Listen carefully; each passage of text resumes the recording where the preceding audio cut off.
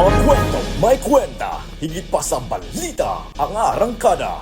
Magandang araw sa ating masugid na tagapakinig. Ngayon ay Lunes, 13 ng Mayo at ngayong araw ay pag-uusapan natin ang mga karanasang kinahaharap ng ating mga mamamahayag.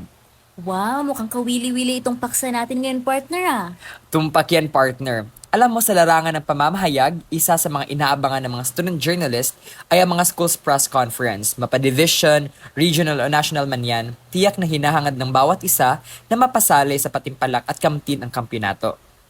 At kasabay ng kanilang paghahanda at paghahangad na manalo, ay ang pangangailangan din nila ng suporta mula sa kanilang paaralan at lokal na pamahalaan. Tama yan, partner. Ngunit alam mo ba, may ibang mga paaralan na hindi naman nabibigyan ng maski kaunting tulong at suporta ang kanilang mga mamamahayag.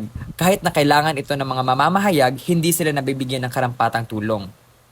Nakakalungkot dahil kulang ng suporta ang paralan sa lahat ng aming mga pangangailangan, lalong-lalo na sa aspektong financial.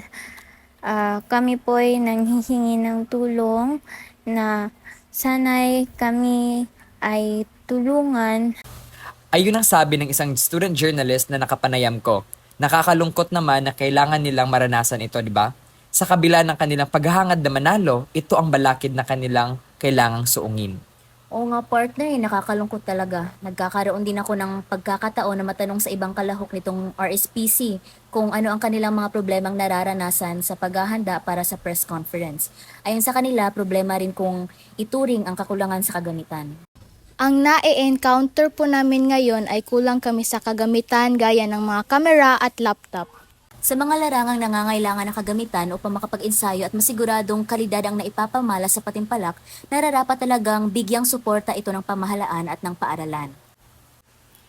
Tama. Ganun pa man, ito man ang kanilang sitwasyong kinasasadlakan, nagagawan pa rin nila ng paraan upang makabangon at maipamalas ang kanilang angking talento at galing sa larangan ng pamamahayag. Pero kahit nahihirapan kami ay gumagawa pa rin kami ng mga paraan, gaya ng makikihiram na lang ng mga gamit sa aming mga kaibigan. Ito ang katotohanang nararapat na malampasan ng mga mamamahayag. Nakagagalak sapagkat kahit papaano ay nagagawa ng paraan ng mga mamamahayag at mamayagpag sa pangalan ng malayang pamamahayag.